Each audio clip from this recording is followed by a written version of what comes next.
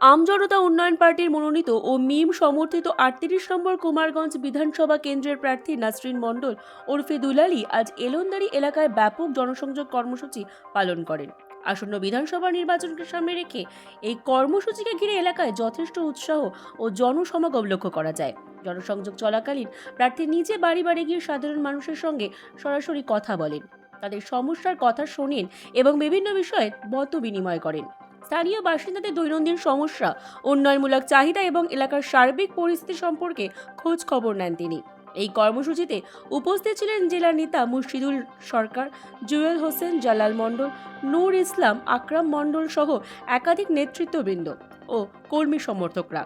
তাদের সক্রিয় অংশগ্রহণে জনসংযোগ কর্মসূচি আরও প্রাণবন্ত হয়ে ওঠে। নাসরিন মণ্ডল ওরফে দুলালী এদিন বলেন, মানুষের পাশে থেকে তাদের সুখ দুঃখে অংশীদার হওয়াই আমার মূল লক্ষ্য।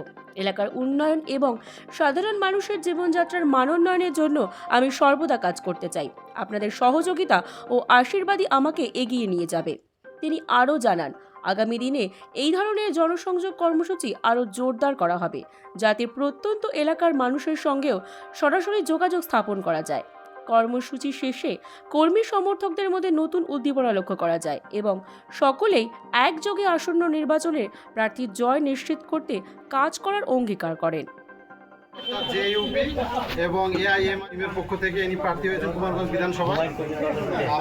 আপনাদের সামনে আমাদের নিয়ে আসা হয়েছে। আসাল থেকে আমাদের প্রচার শুরু হচ্ছে।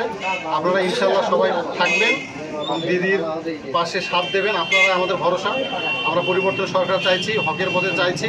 আজকে যেভাবে মুসলমানেরা বা দলিত আদিবাসীরা যেভাবে নিপীড়িত, লাঞ্ছিত, বঞ্চিত এবং যেভাবে আমাদের ভোটগুলো কেটেছে, যে ভোটগুলো আমাদের আন্ডার অ্যাডজুডিকেশনে রয়েছে, এই ভোটের নামগুলো যদি তোলা হয় এবং না তোলা পর্যন্ত আমরা লড়াই করছি।